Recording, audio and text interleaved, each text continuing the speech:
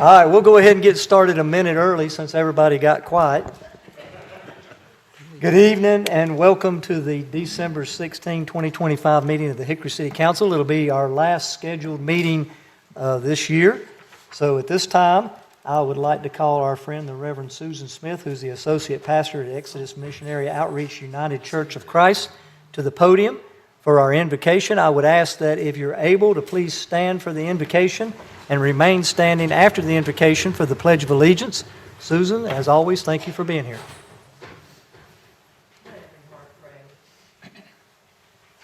Oh God, we thank you for another opportunity to come together tonight, our elected officials, our government employees, our community leaders. Lord, be with us right now as we do the business of the city of Hickory. Give us great wisdom.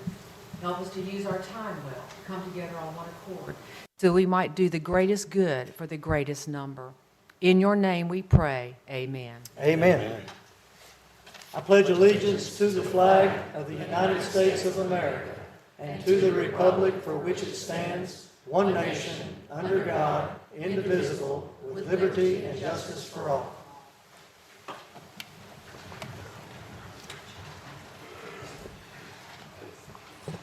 All right, we have several special presentations this evening, and in the order that's on the agenda here, we'll ask our library director, Ms. Sarah Green, to the podium for our first special presentation. Sarah. Thank you. I am pleased to be here tonight to introduce, on behalf of the Library Advisory Board, introduce our new Poet Laureate, Scott Owens. So this year, the Library Advisory Board designed a Poet Laureate program to promote literature and the appreciation of poetry across the city, to celebrate the rich culture of Hickory and Catawba County, foster artistic expression, and support community engagement with literacy and literature. After the application process, it was clear to board members that Scott Owens was an ideal candidate for this role. Scott, many of you know, is a longtime Hickory resident. He teaches at Lenore-Ryan University and is the author of 24 collections of poetry. He's also founder of monthly reading series Poetry Hickory and co-owner of Tasteful Beans Coffee House. So we're excited as he starts the 2-year appointment as Poet Laureate January 1st, 2026. And we want to invite everyone to a reception this Thursday, December 16th at 6:30 p.m. at Patrick Beaver Memorial Library, where we will celebrate his appointment and hear some poetry and hear from Scott himself. So Scott, do you have a poem for us tonight? I'm going to put you on the spot. You got, yeah, it's just like a preacher. You always got to have one in your pocket. Oh. Yeah, okay. All right, go ahead. This is just one that I started today, actually, so you'll have to... Just fresh off the press. Yeah, truly. All right, put your glasses on so you can see it. Finding them is the hard part. Getting them out of this pocket is the hard part. Here we go. So this is called Begin Again. I'd like to begin again, but this time with better teeth, better ankles, better eyes, better answers when I said I couldn't. I'd like to begin again, but save myself the difficulties of poverty, abuse, abandonment, the disappointments and heartaches I've had to go through to get to where I am. I'd like to begin again without missing opportunities because of fear I might not be good enough. On winter mornings when I find the world frozen over, I want to begin again with a pitcher of hot water like a balm of hope to pour over it all. I'd like to begin when morning's first light made silhouettes of everything, form unadorned, laid bare and luminous. I'd like to begin again as I have for each of my 20,000 days, but this time with more determination, more excitement, more joy at just the chance to begin again. I'd like to begin again just outside all the places I've learned to love so I could easily go to a different one each day. I'd like to begin again already knowing all the things I've come to understand. If I could begin again, I'd worry less about what others think. I'd study chemistry because I wanted to. I'd hike the Appalachian Trail right out of college before I had things to keep me. I'd like to begin again with you already a part of me and both of us in the vigor of our youth.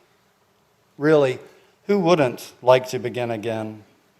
But if we did, how could we build ourselves back to what we've become and grown mostly happy with? How could we even be sure we'd keep what we like without developing other unwanted conditions that would make us want to begin again? Thank you.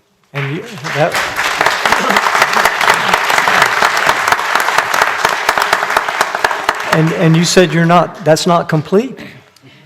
That's probably the fourth draft, but who knows how many it'll take before I'm happy with it. Well, you've got quite the talent, sir. Thank you. Thank We you. appreciate you. Thank you so much.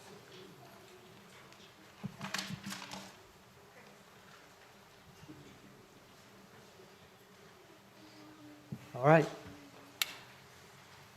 All right. For our next presentations, I'm going to call forth Dave Leonetti. He's our Business and Community Development Manager. So, Dave, I'll let you introduce the remainder of this program. All right. Thank you, Mayor Guess, members of council, Mr. Wood, Mr. Swanson.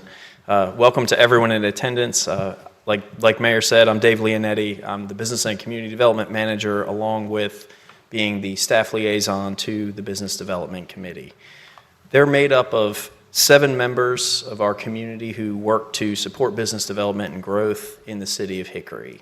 And in December 2017, City Manager Warren Wood presented a new economic development strategic growth plan for the city of Hickory and to the city council. That vision that was adopted as part of that plan is as follows. The city of Hickory's vision for economic vitality is to establish a diversified and sustainable economy through the growth of business opportunities, jobs, tax base, and population, and to improve the quality of life for its citizens. In support of this vision, the Business Development Committee set out to recognize businesses that support this community vision.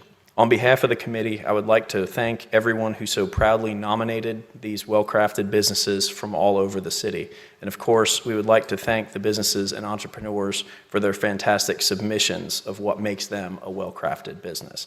The Business Development Committee received some outstanding nominations this year. Unfortunately, we cannot recognize and honor everyone, but we encourage all those that submitted their responses and were not chosen this year to pursue nomination in the future as we continue to honor your great work in the city of Hickory. Tonight, the committee has chosen to recognize 8 businesses and individuals for their commitment and support of the city's vision for economic development. 8 businesses that the committee considers truly well-crafted.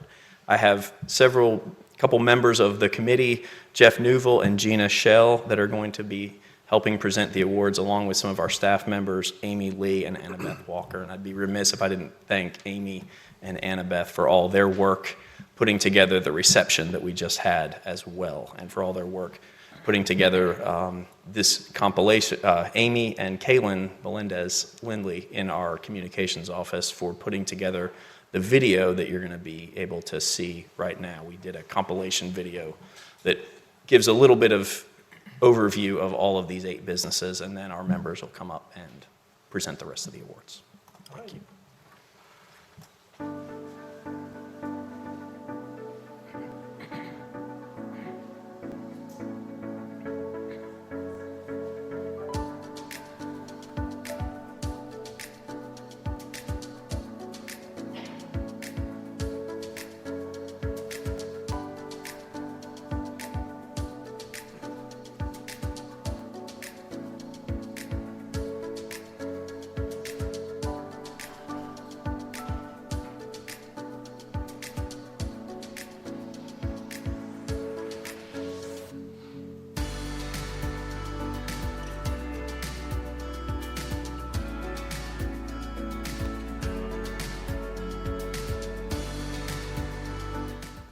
Hickory has its own legacy.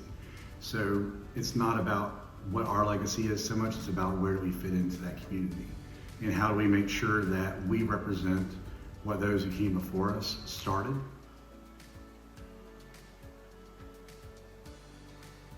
Just giving back is important. I mean, we can't all make the world go around unless we work together as a team, you know? And I think being down here in this community is amazing as well. It's so wonderful seeing the community come together and bond here. All of our actors and performers are volunteers.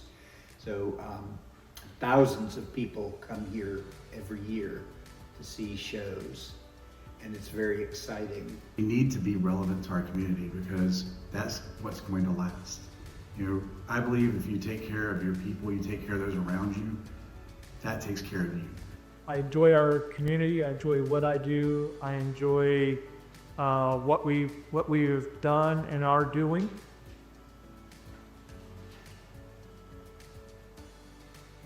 So to me, business well-crafted means building something with purpose and integrity. And so, you know, business well-crafted for us really means volumes for us because, you know, it shows that all of the work and all of the obstacles that we've overcome have been noticed. Well-crafted is instilled in our persona. Hickory Well Crafted means a lot, but I think it more fits us specifically because the ethos of our business is craft beer. I mean, that's what this is. Well crafted really fits in with what we do, and we've actually adopted that tagline from the city for some of our promotional materials. So we say live theater well crafted because we're constantly crafting. Every show is a new thing. Winning this award is an honor. I mean, I wouldn't have ever thought I would have won an award doing something I love, I guess. Hickory really has done a really good job of looking forward to pave a really nice outdoor space for our future. The future of our business, we are of course looking to grow. So hopefully 20 plus more years, you're still going to see Ella Blue flagship store located on Union Square in downtown Hickory, plus locations popped up all over the southeast. It's a great place to be, and I foresee Hickory growing much more.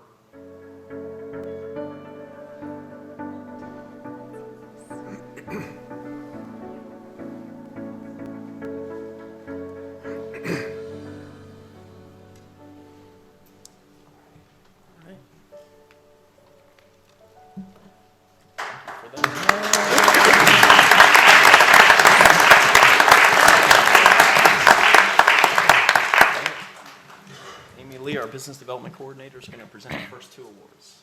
All right. Good evening, everyone. All right, let's start the first one, category 10 or fewer employees.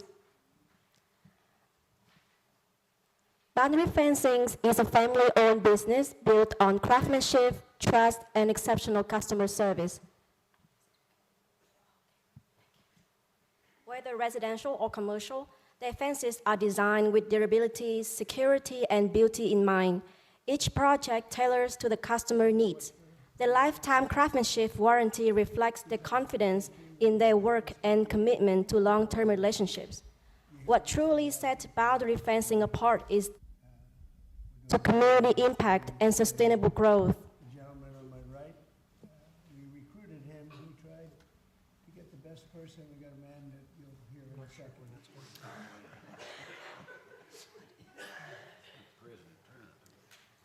Boundary Fencing invests in workforce development, support local nonprofits, and brought national attention to Hickory through their Fence Week 2025 event. From scholarships to community giveaways, they continuously give back while growing with purpose. Congratulations to Boundary Fencing.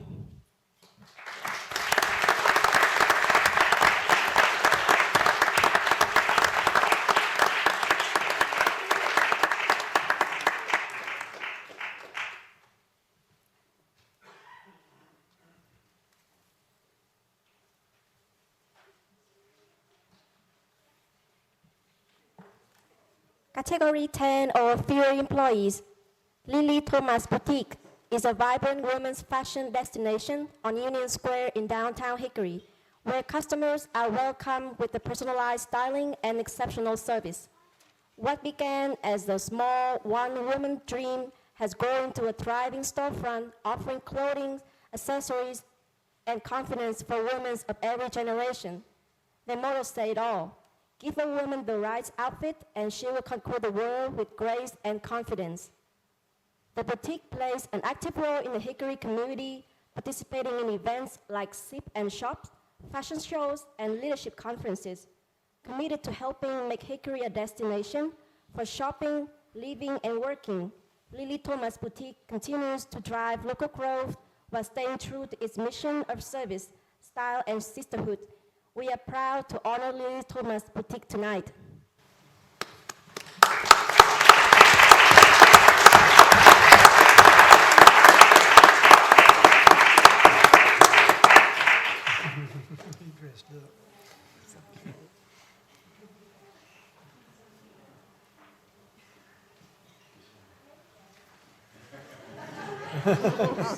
It's a major award.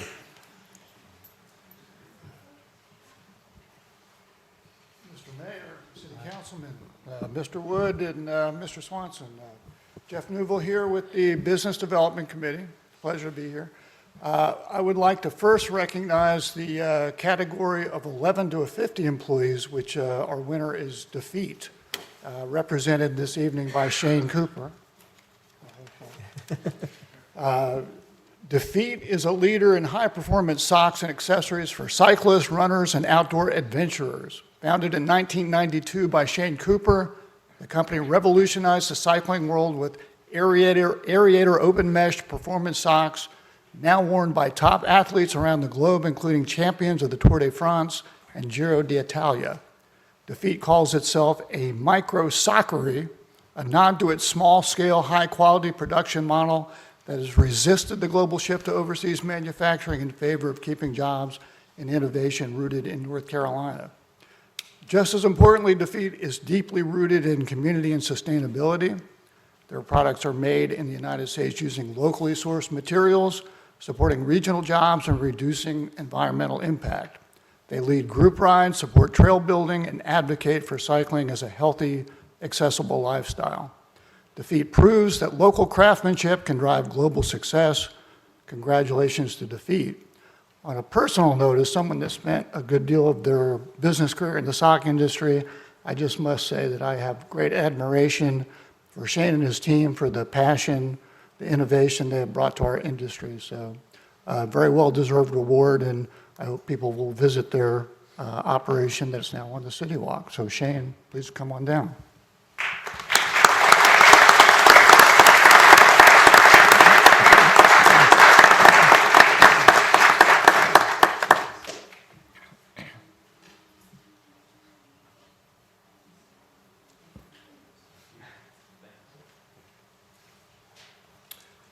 In the category of women-owned business, tonight we would like to recognize Ella Blue, represented by Courtney Lyons. Ella Blue is a woman-owned contemporary women's boutique, proudly serving the Hickory community for over 22 years, empowering women through fashion that is both approachable and inspiring. Founded by Courtney Lyons, the boutique is celebrated for its personal connections, thoughtful styling, and shopping experience that helps every woman feel confident and beautiful. Beyond fashion, Ella Blue plays a vital role in the local economy by providing full and part-time employment opportunities in sales, management, and marketing, while also driving foot traffic to downtown Hickory and supporting neighborhood businesses. The brand continues to grow, expanding into a franchise with Hickory as the flagship location. Their community involvement spans events, partnerships, and support for local schools and charity. Ella Blue leads with entrepreneurial spirit, creativity, and heart. And tonight we're honored their success as a woman-owned business, making a lasting impact here in Hickory. Congratulations to Courtney and Ella Blue. Come on down.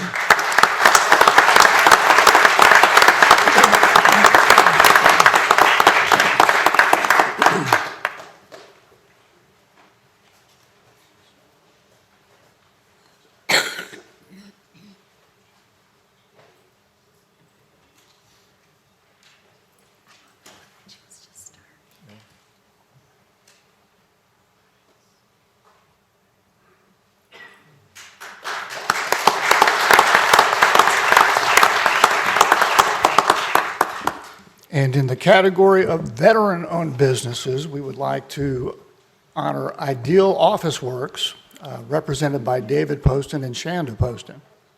Ideal Office Works is a modern office furniture and workspace solution provider rooted in a century-old local business. Under the veteran leadership of David Poston, the company has embraced innovation, growing vendor partnerships, expanding its services, and strengthening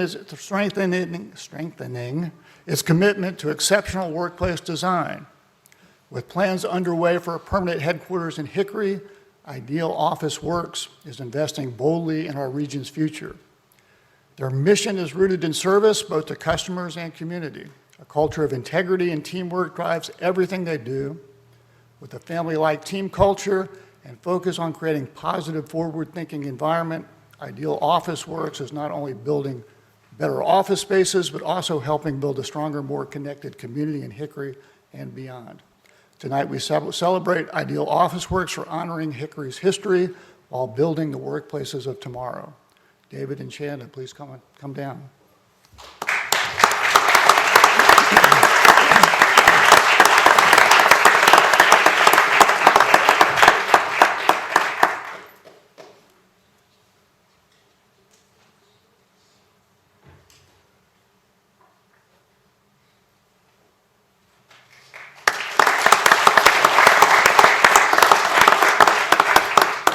Good evening, Mayor, Council, Mr. Manager, Mr. Attorney. I'm here to recognize first the Entrepreneurs of the Year from Old Hickory Brewery, Jason Yates and Stephen Lyerly. Jason Yates and Stephen Lyerly are visionary serial entrepreneurs who turned a passion for craft beer into one of Hickory's most iconic destinations. Still launching Old Hickory Brewery in 1994, they've grown from a small downtown operation into a respected regional brand, drawing visitors who want an authentic taste of Hickory. Their commitment to quality, tradition, and innovation has made Old Hickory Brewery a local treasure. Beyond the brewery, Yates and Lyerly continued to shape Hickory's culinary and cultural landscape through the development of several popular restaurants and gathering spaces. Their ventures have become go-to destinations for both residents and tourists, offering unique atmospheres, locally inspired menus, and a strong sense of place. Their work reflects pride in our community and a belief that Hickory deserves the best. For leadership, local investment, and decades of entrepreneurial excellence, please help me congratulate Jason Yates and Stephen Lyerly.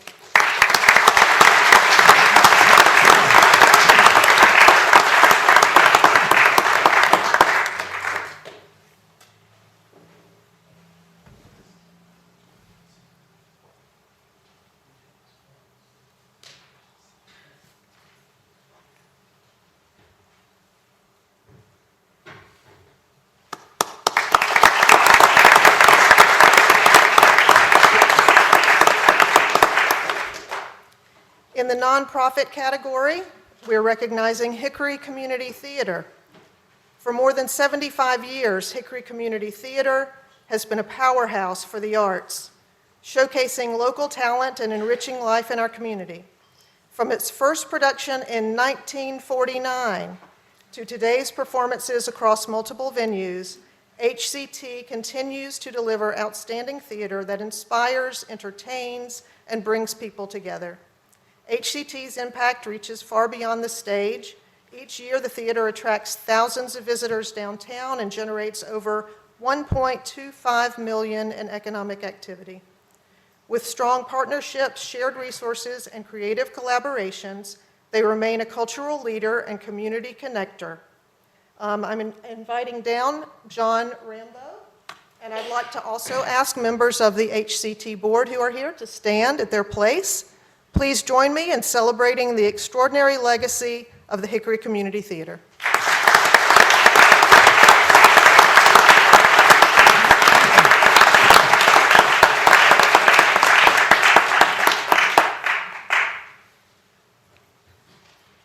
In the category of Business Legacy Award, we are recognizing WHKY, represented by Tom Long Jr., Linda Long, and Chris Long. The Business Development Committee is proud to present the Business Well-Crafted Legacy Award to WHKY. The Legacy Awards acknowledge and celebrate businesses that have made significant impact in Hickory through their longevity, commitment to excellence, and enduring legacy. For 85 years, WHKY has been a trusted voice for the Unifor, one of America's longest-running family-owned radio stations. A veteran-owned fourth-generation business, WHKY is deeply rooted in local storytelling, celebrating the people, places, and progress that make Hickory special. Their mission is simple but powerful: connect, inform, and uplift the community. From reliable local news to small business features and event spotlights, WHKY keeps residents engaged and proud to call Hickory home. Their leadership in economic and civic engagement is felt every day on the airwaves. WHKY promotes workforce opportunities, champions new and expanded businesses, and amplifies the voices of nonprofits, elected leaders, schools, and service organizations. After Hurricane Helene, they quickly mobilized information to connect volunteers and resources where they were needed most. Through ethical journalism, inclusive community programming, including their Military Mondays Veterans Series, and continued investment in local media, WHKY strengthens Hickory's vision for life, well crafted. Congratulations to WHKY.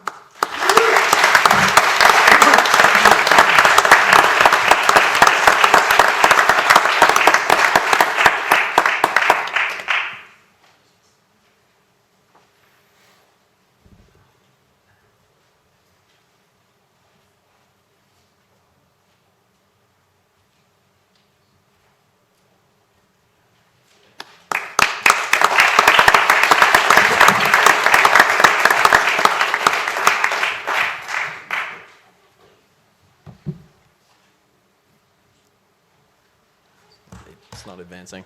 But this concludes our presentation of these awards. I just want to thank everyone in attendance for coming tonight to honor these 8 well-crafted businesses. Thank you to our BDC members, Gina Schell and Jeff Newville, for helping present the awards. And thank you again, Amy Lee and Annabeth Walker, for all of your help this evening. If possible, I would like everybody to, all of our award recipients and city council and our members to come up, and we'll do a photograph of the entire group. All right.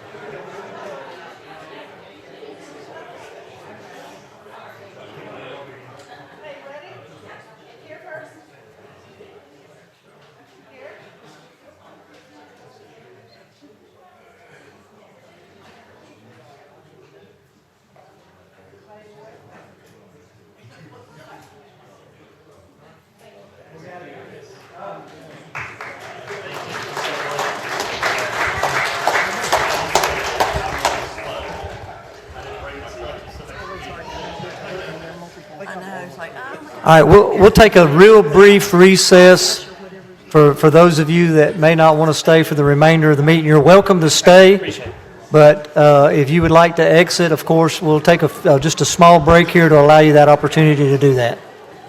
I had my shoe off. I was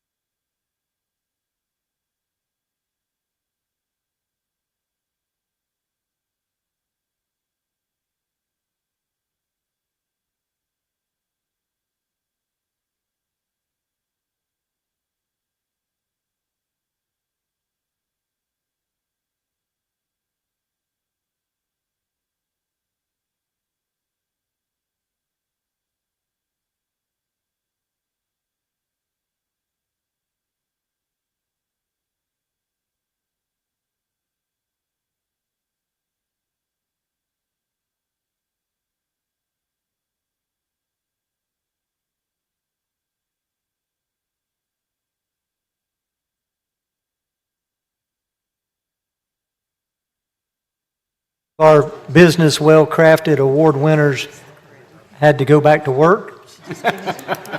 That's, when you own your own business, that's what happens.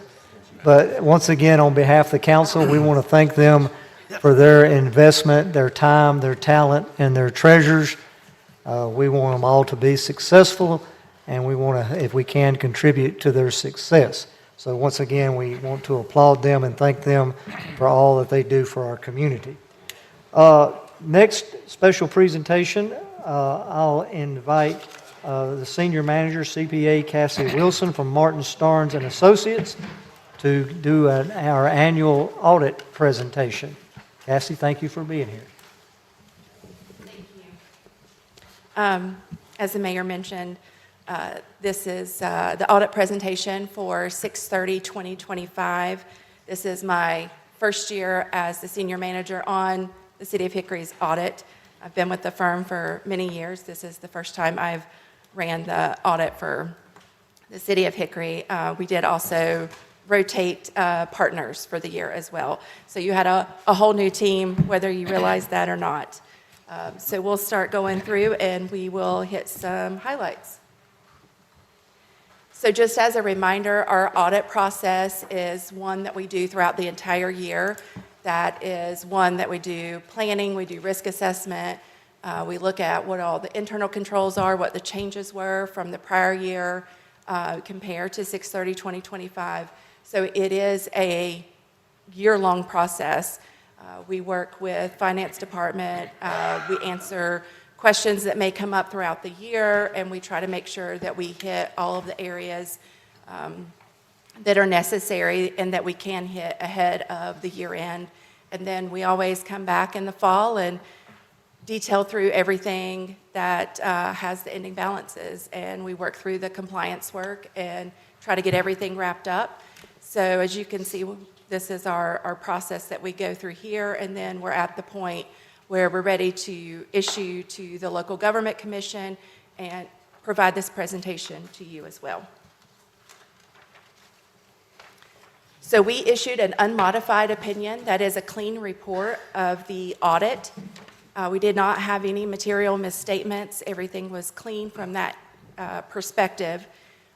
When I mentioned a minute ago, we're at the point where we're presenting to you and submitting your report.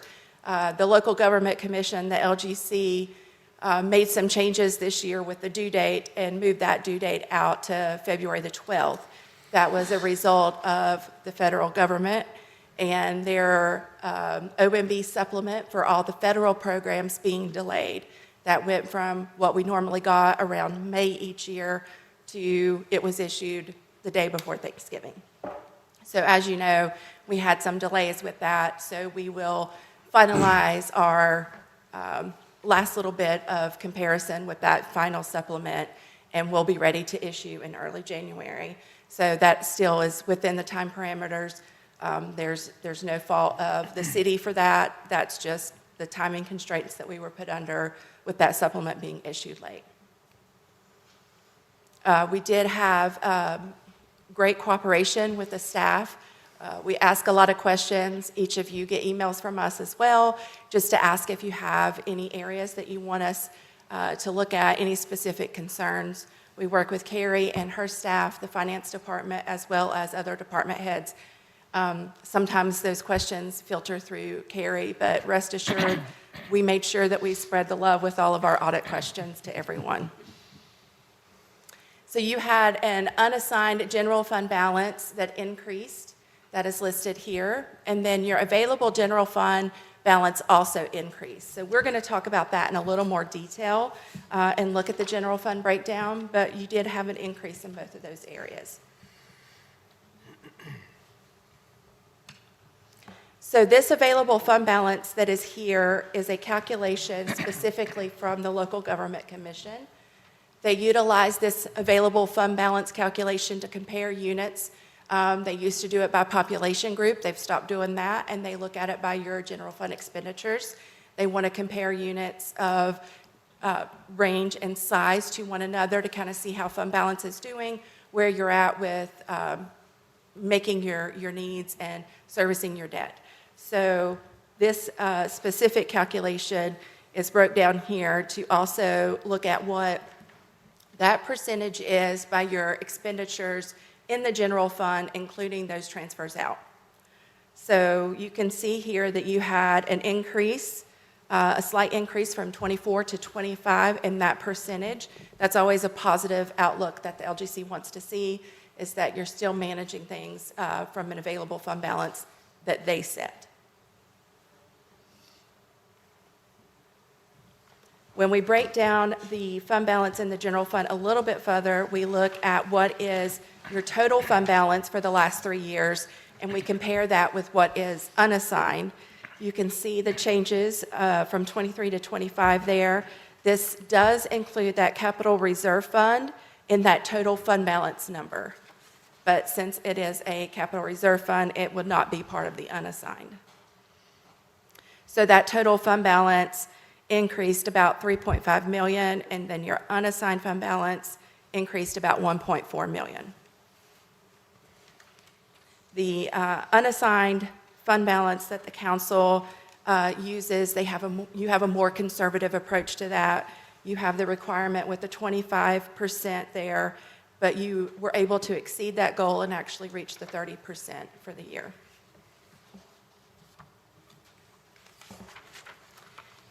Now, aside of what the local government commission wants to look at and how they want to analyze you, this is your breakdown, and this is what you value with your fund balance, what comes out with committed, what's assigned, and once you take out all those restrictions, this gets you down to what that remaining fund balance is for the 6/30/25. I know we're in a new year and you're thinking about the next year already, so just know that this is 6/30/25, and that was the remaining fund balance at that point in time. All right, so I'm going to interject, and I do this every year. So you do and you don't have a $73 million fund balance. Okay. So you do and you don't have a $37 million. So you've got, in the unassigned fund balance, you've got $37 million, but we have penciled in specific projects, grant matches, and just as an example, we've got 3 fire trucks on order. It takes 2 years to build a fire truck. That's $4 million. We've got $30 million in grants that we're getting at the airport that we matches for that. So that your actual, when you calculate, and the auditors don't look at that, but we keep that separately because those numbers move oftentimes until it's time to do a project or make a purchase or provide a match to a grant. So we're closer to that 25% in reality, probably a little over it, than we are those big numbers you're seeing. So I wanted just to clarify that you do have those numbers and you don't, because a lot of that is earmarked for certain things, and then there's things that are earmarked that aren't up there. So, I think it's also important to note what the state requires the fund balance percentage to be. 8%. They're required to be 8. So you've got 25% provides about 3 months worth of operating revenue if everything were to dry up. So we're way above what's required. Yes, we're above. And it's important to note that they have not changed that 8% in quite a while. Long time. And again, I don't ever remember being at 8%. We've had a lot change. By the fund balance growing a little bit each year allows us to go after more grants, and we know which ones we're going to have a match for and where we know we're not going to have a match for. And the same will be true in the water and sewer fund, which is even more capital intensive, and we've gotten a lot of grants there too. So that same principle applies to the water and sewer fund, because we're going to see really good numbers there too. But a lot of that has been earmarked for specific grant matches and capital purchases. But even with that said, they're still good numbers. Yeah, they are. I just want to clarify one thing. Are you using total fund balance and available general fund balance interchangeably? Available fund balance is a specific calculation that the local government commission has that takes your total fund balance in the general fund, takes out your non-spendable and that state statute calculation. They're not looking at other things that are impacted there. So your fund balance that you're looking at in the general fund, there's other factors that the LGC looks at, like POW bill, they'll back out. They'll look at other pieces of that you don't look at when you're looking at your fund balance that's unassigned. So I'm not... the reason I ask is you have total fund balance on the bar chart, and it shows that it's 73,209,434, correct? And then on the one before that, or two before that, it says available general fund balance increased by 2,945,784. I'm wondering if the difference between 24 and 25 is that 2945, or is it closer to 4 million? And we don't have to go into the, I mean, I was just wondering if those are being used interchangeably, the terms. So you're looking at whether or not the available fund balance is the same as, The total fund balance on the bar chart. yeah, no, it would not be. Okay, very good. Yeah. That's all I need. Thank you. Right. Yeah, they are very specific in what they include in that Okay. All right. available Thank fund you. balance calculation. So your general fund summary, we're going to talk about the revenues and expenditures, a few of those specifically, but this kind of summarizes the revenues in comparison with your expenditures. Now, these amounts on here do include, expenditures include the transfers out, and your revenues include transfers in, and any lease or subscription issuance, any long-term debt that was issued. That is also included in those numbers for the prior year, 2024 and 2025. So you'll see that revenue did have a decrease, that 5.8 million that's there. You'll see that decrease is mostly the result of the decreases in the transfers and compared to the prior year. So you had some transfer activity related to projects and stuff. So that's what you see as an impact with that revenue. And then the expenditures increased to 7.2 million. That's mostly the result of increases in the debt service, public safety function, and the economic and development functions. The ad valorem taxes for 2024 to 2025, again, it's hard to remember back because of how you budget for the years and look at the years, but this is a very, comparable amount between the 2 years here. I think that we talked about this a little bit in the audit committee meeting, that going forward you may see some changes here, but for this year this is about what we expected for it to be comparable.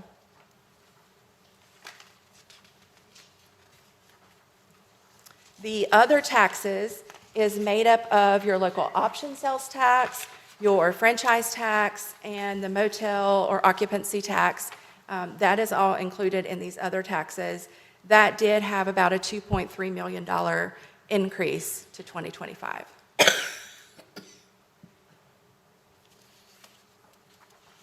Restricted intergovernmental is mostly the federal, the state grants, those pieces that you're applying for, the money that the state issued in legislation and handed out through state special appropriations.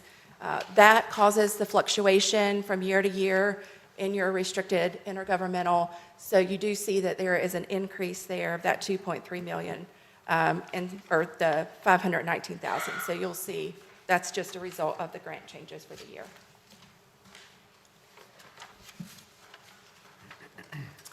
Public safety, this function did increase 4.7 million. The increase was related to capital outlay of about 2.6 million, and then salaries and benefits that were about 1.9 million. General government, it had a slight decrease from 24 to 25. This decrease was mostly related to capital outlay for the public buildings. And then transportation, and this is transportation only in the general fund. This had a slight decrease, not much really to speak of, but about a 16,000, almost 17,000 decrease there.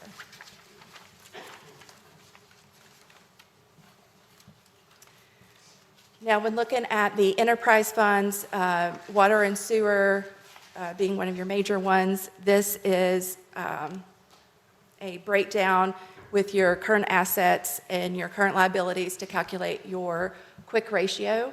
The LGC is typically concerned if this quick ratio is less than 1, so you can see you're well above that. This means that your current assets in here, excluding anything that's restricted cash, Prepaids or inventory is excluded from that. And then your current liabilities, those exclude anything that's compensated absences, liabilities that are payable from restricted assets like customer deposits. So you can see that this quick ratio increased, which is also a positive note there.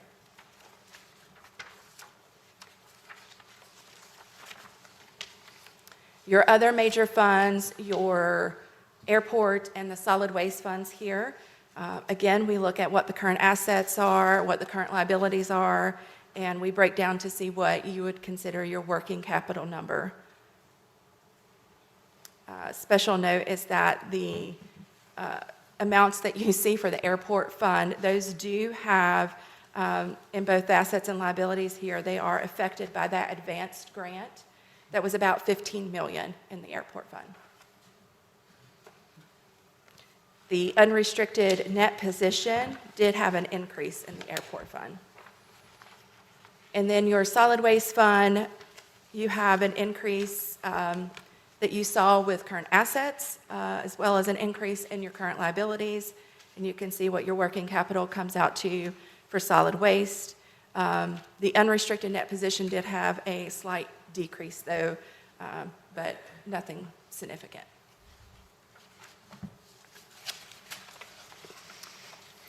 Any other questions? Anything that I can answer or explain about the audit process or? Any of our council members have any questions for Cassie? All right. Thank you, Cassie. Thank We you so much. appreciate that so much. Actually, I do have one question. Oh, wait a Sorry. minute. I knew it. Do you expect anything remarkable when the final settlement comes out and you take that into consideration? You said the final settlement will come out in January, I think you said? Oh, your final report? Yes. No, we're not expecting, like I said, we're down to, we've done all the balance sheet work, everything that we needed to do for the numbers.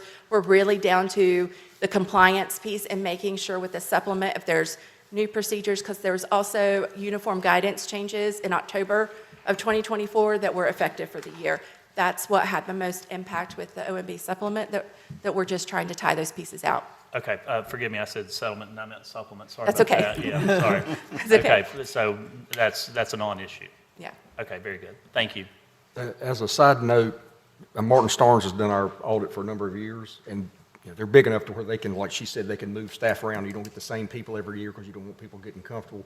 But we are going to do a request for proposal for next year for auditing services. There are fewer firms that do local government audits, but we are going to go out for proposals. Okay. And they're welcome to submit as well. Yeah, and I think it's good that they move people around, that different eyes are on it each year. I think that's, that's an important part of the audit process, so thank you for doing that. Mm-hmm. And it is pretty much a continuous process, the audit is. I mean, by the time you get finished with one, it's time to start on the next one. That's exactly what it's going to feel like. By the time I give Carrie those final copies, I'll be asking about, is the contract ready and are we doing things for next year and looking at the RFP. So they get real excited when they only go 1 month without talking to me. So. All right, well, thank you again. And I have a question, I'm sorry. but it's more so for Warren. I think the growth in ad valorem taxes, does that match the development that's going on, the increase? It's lagged. Our building permit numbers would indicate that our revenue should be more, but we talked about that when we met, and we think next year you're going to see an increase, some of that stuff coming online. And we did, just for the record, we did have an audit committee meeting, and we've reviewed most everything that you've heard tonight and some other stuff during that meeting. So we do have meetings, and of course, Carrie and her team, they're active with them probably about every day that they're here. So we have an interaction and have an ongoing process with the audit committee. Anything else? Anybody else? All right. Good work. Thank you again, Cassie. We Thank you. appreciate the relationship we have with you. All right, next item on the agenda is persons requesting to be heard. As most of you in here know, every council meeting, we allow the public an opportunity to address the council. We allow up to 3 minutes, We just ask that you approach the podium and that you state your name and address for the record. Tonight, we have a very special guest that has requested to be heard. So at this time, if you haven't already noticed, I'll invite Miss Caldwell County 2026, Miss Jamie Logan, to the podium. And I noticed you when you come in. I don't know why. I don't know why either. I have no idea. Something caught my eye. It must be all of those diamonds and all that you have on your head. But welcome. Thank you. And we'll allow you to address the council this evening. Thank you for being here. Yes, I'm Jamie, 1105 Township Parkway, but I have the opportunity to be Miss Caldwell County 2026, and I'll compete for the title of Miss North Carolina this upcoming June. So I represent Caldwell County through the Miss America opportunity, which is the largest scholarship provider for women in the country. Throughout my year of service, I promote something called a community service initiative. It's something that a title holder is passionate about. For me, mine's called Beyond the Game, which focuses on the importance of involvement and participation in sports. It's my goal as a title holder between the time that I was crowned 3 weeks ago to when I compete at Miss North Carolina to do over 150 appearances. And I'm well on my way to do that. So I'm excited to work with you guys and to work with our local communities to serve this year. But I appreciate the opportunity to come speak to you all and appreciate what you do for our community as well. So thank you. Thank you, and Yes. congratulations. Now, are we your first one, or are we somewhere down the line? I've had about 10 in the last 3 Okay. weeks, but you guys are my first city council meeting. Okay. So, Well, yes.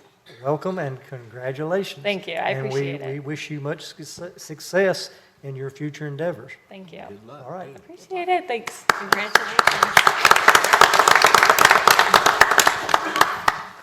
All right, is there anyone else that would like to address the council this evening? All right. Oh, I'm sorry. Go ahead. Yes, ma'am. Good evening. My name is Revonda Lynch. I prefer not to give my address, but I am a resident of Ridgeview and have been for a very long time. I would like to first thank all of you since my first speaking with you a year ago in taking actions in Ridgeview, and I look forward to the continued improvements. With that being said, I've seen recently a plan called Ridgeview Redevelopment. It was done in August of 1999. It was based on a study back then in which the Brownfield Grant was designed to revitalize the southwest section of Hickory. Here we are 25 years later, and we're looking back at that. However, tonight, I want to discuss something else, something that's been discussed with a few people in the community. It's old utility poles that cause health risks that are linked to carcinogens. As a licensed radiologic technologist, whenever we hear that term, carcinogens, our minds immediately shift to cancer. In this case, cancers that may be caused by chemicals in these old utility poles. Not only are there risks of cancer, but also organ damage, such as kidney damage. As a radiologic technologist, I have performed CT scans on Duke Power utility workers. They are required to get annual scans, chest scans, due to exposure to these chemicals. There are other routes of exposure to these chemicals. One is called leaching, which is a risk to the general public and an environmental risk. Leaching is a process where these chemicals get into the soil and groundwater, creating toxic sites. It has been stated that there are 40 poles in the Ridgeview area, mainly on the South Center Street. Now, I haven't seen a blueprint to confirm those numbers, but with scientific research supporting these hazards, I think this is one issue that needs attention. Thank you. Thank you, Mrs. Lynch. Is there anyone else present that would like to address the council this evening? All right, thank you. The next item on the agenda is the approval of our minutes from our regular meeting of December the 2nd, 2025. I'll entertain a motion and discussion. Second. We have a motion and a second. Is there any further discussion? All in favor, please say aye. Aye. Any opposed, like sign. Those minutes carry unanimously. Item number 7 is our reaffirmation ratification on second readings, and once again, I'll entertain a motion. So moved. Second. We have a motion and a second. Is there any further discussion? All in favor, please say aye. Aye. Any opposed, like sign. That carries unanimously. Item number 8 is our consent agenda. I'll ask if there's any member of council or staff that would like to have any item removed from the consent agenda. Move that we approve the consent agenda. Second. We have a motion and a second. Is there any further discussion? All in favor, please say aye. Aye. Any opposed, like sign. The consent agenda is approved unanimously. Next item on our agenda is a departmental report. We have one departmental report this evening. To introduce it, I'll turn it over to our city manager, Mr. Warren Wood. Thank you, Mayor Guest, members of the City Council, Mr. Swanson. The one departmental report tonight is our pavement condition survey that was just done a few months ago. The city's street system that the city owns, there's the DOT street system, and then there's the City of Hickory-owned streets, which are predominantly residential. If you were to replace all those streets that we have, it's about a $2.5 billion expense. So it's a huge asset for the city. About, again, once every 5 to 7 years, we come in and do a street assessment. We have an independent firm that does that. It was Withers Ravenel Engineering. They completed the survey in August of 25. And Steve Miller, Public Works Director, and his folks used the results from this to prioritize street resurfacing for various years based on the scores that certain streets get. And we maintain 240, or if you think linear miles of street, and 480 lane miles. So you got typically two lanes on every road, but if it's linear, it's like driving to Atlanta is how long that is. And if you put all the various lanes together, just back to back, it's like driving to Jacksonville, Florida. So that's quite a bit of infrastructure that the city maintains in our local street inventory. And again, the survey was just for City of Hickory-owned streets, not NCDOT. So the firm went out and they looked for various types, and you could look these up on the internet and get pictures because each one of them is a little bit different. Various indicators in the roadway, and they'll grade that particular road based on how severe each individual issue is and how big it is as well. So they go through and they look at every street, city-owned street in town, and do an evaluation of every area that's got issues. So from that, they do a rating. So our overall rating for our 240 linear miles is fair. It's a 69. You've got really right in the middle. These are other cities that Withers Ravenel has recently done. So it's you can see there's only 2 cities on this list that were rated good, and there were 3 that were rated poor. So that gives you an idea of the overall street condition. Obviously, some streets are in better condition than others, but they do a street-by-street assessment. Again, that's what Steve Miller uses to prioritize street resurfacing for the next few years. It's important to note, too, that in that list, there's not as many, that we have more lane miles than a lot of the other ones. Yeah, that's true. And the other thing that's really interesting, the first 7 cities are all around Raleigh, and they've got a high rating. They've got a lot of brand new subdivisions.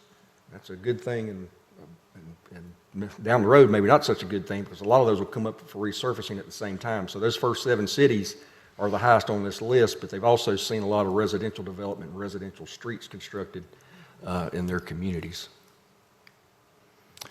Most of our streets are low volume streets. About 90%, 10% are considered high volume. You know, the high volume examples are Geithner Road, 8th Street Extension, which is the road in front, the street in front of the Highland Rec Center, Fallen Creek Road, which we're going to talk more about in a minute, and then 5th Street Northeast.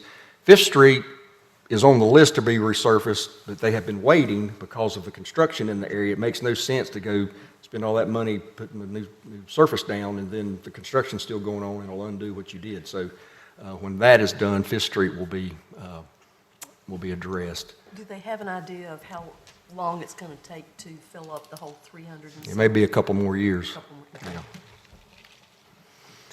Here's what has been put towards your street paving / resurfacing budget for the last 30 years. So it's gone up over 30 years, 233% in terms of the funding that City Council has allocated towards street resurfacing. That's good, but what's not good is that the cost of, the term is asphalt in place cost per ton. So that's the cost of the asphalt and putting it down. It's gone up 371%. So there's a gap there, and it's really been accelerated since COVID. I mean, the last few years, we've really seen that gap widen. So we're going to talk more about that in a minute. So there are various funding scenarios, and this is where you end up over, between now and 2024. At a minimum, we would want to stay in that fair category. So for your council staff retreat, we're going to put together some options. You don't have to do, for the next few years, you're going to stay in the fair category, but around 2030, if everything were to stay the same, you really start to drop off. So we're going to have to, and there's a number of different ways we can address it. Again, you don't have to do it all at once. We can do it incrementally, but increasing our street resurfacing budget will be a priority for us if we want to keep that infrastructure in place and not fall in the poor category.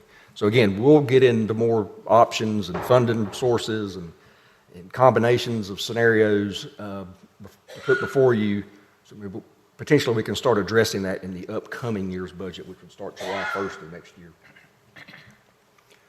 So I've mentioned, here's an example of, so you got $1 million paving budget. This project, Falling Creek Road, we've talked about this road before. Steve, it's been on the list, and it's time to have it resurfaced. It'll be next in the spring. But that's a $344,000 expense, and that would eat up a third of your $1 million. So we're not going to recommend that. You heard about fund balance and capital reserve. These are the reasons why it's important to have those monies available for things that come up like this. So we're not going to recommend this money come out of your paving budget. It would come out of your capital reserve fund. Capital reserve is typically for smaller, this is considered a smaller type capital item. And you remember when the Falling Creek Road folks came about speeding, we tried some treatments, but now that we're going to resurface it, there will be rumble strips along the white edge lines as well as the yellow center lines to help slow traffic down. So that will be part of the treatment that goes along with the resurfacing of that road. And it'll be all the way from, Falling Creek goes from 127 to 29th Avenue, and that'll be that whole stretch. How long is that street again? We decided it was 1.5 miles, both lanes. So that's your, let me go back. That's your street presentation. Again, there will be more to come, and we'll talk about this along the way, particularly with the council staff retreat and budget discussions in the spring. So flipping over to sidewalks, it's a similar sort of situation. So 30 years ago, $19.50 per yard of concrete, and today it's $145 per yard. Again, during COVID, concrete really increased, so that's a 640% increase in the cost. Your sidewalk construction budget has been consistent since 1999. The implementation of the $5 vehicle fee, that was used to fund the first bike and sidewalk master plan.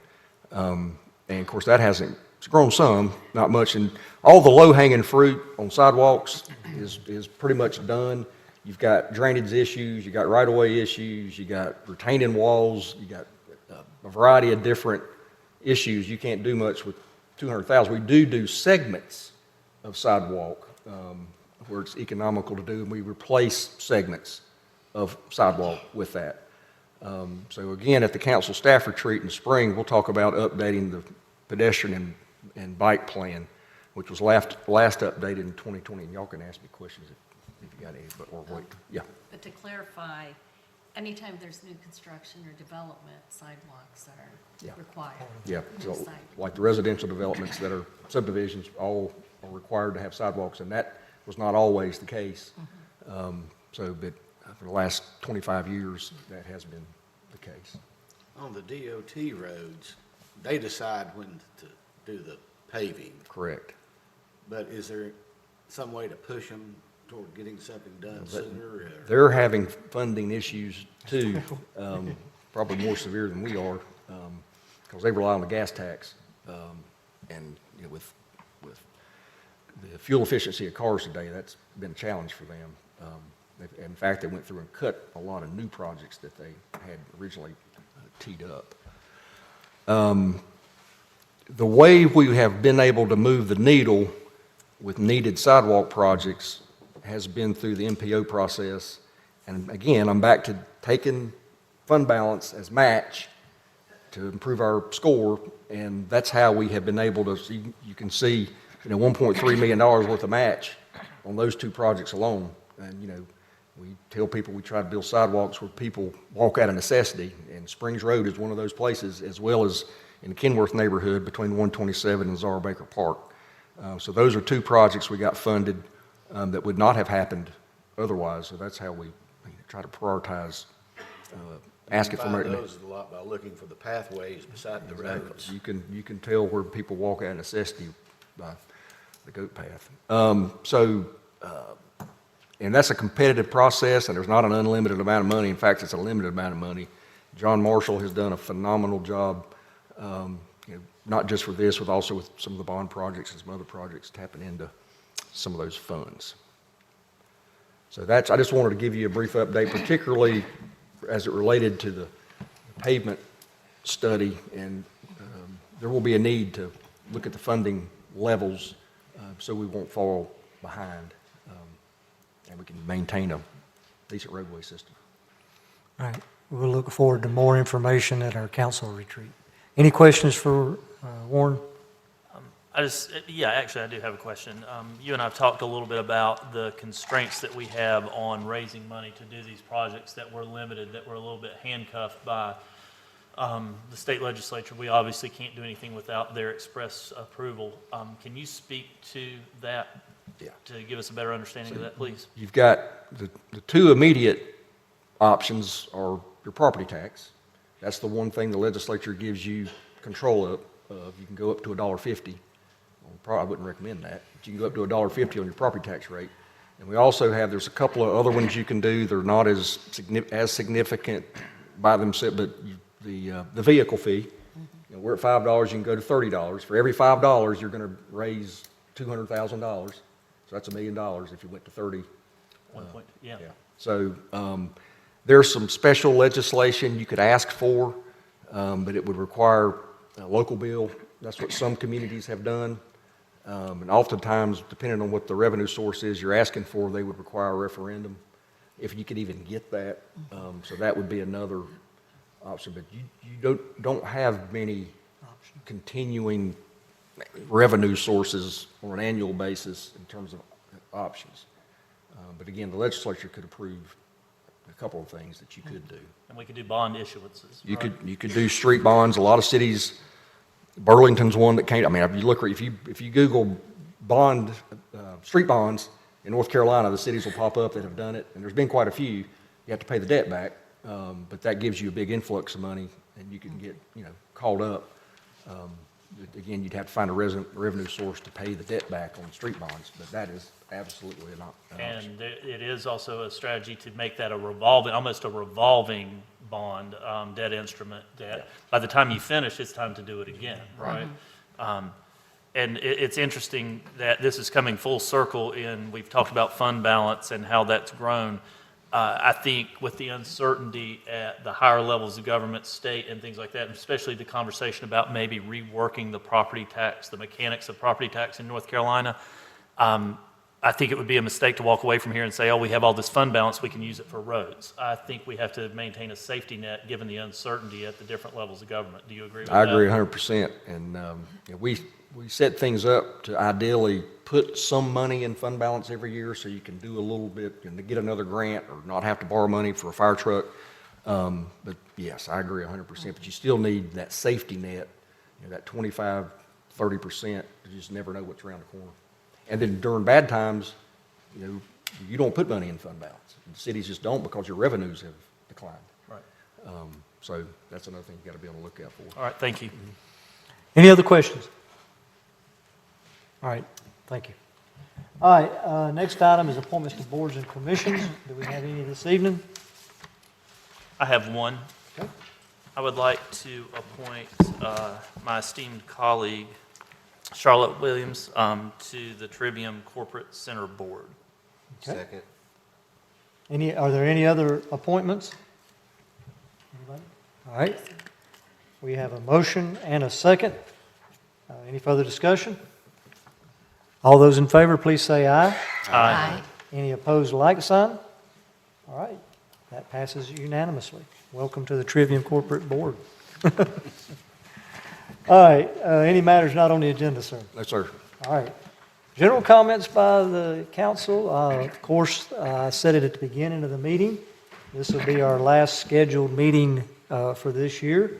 It's hard to believe, but the year is practically gone. So I just want to take this opportunity to wish all of you a Merry Christmas and a Happy New Year, since we won't convene again unless we have a special meeting, and I don't anticipate that happening, but we won't convene again as a council until 2026. Just want to take this opportunity once again to welcome our newest council member, Arnita Doulas. This is her first full meeting, so welcome once again to the city council. Thank you. We appreciate you very much. Anybody else have any comments? I have a request. Can we arrange for somebody to meet with Ms. Lynch about the utility poles and explain kind of who's in charge of that, those kinds of things? Mr. Miller. Of course. And that has been an issue dealing with the utility companies for sure. Yeah. Okay. Thank you for You doing can, that. so Ms. Lynch, you can get with Steve right down here on front right after the meeting. Thank you. Any other comments? Merry Christmas. Merry Christmas. Merry Christmas. Happy New Year. Yeah, that's right. Happy New Year. All right. I'll make a motion that we adjourn. Second. We have a motion and a second. Any further discussion? All those in favor, please say aye. Aye. Any opposed, like sign. Ladies and gentlemen, thank you for being here. We stand adjourned. Last one.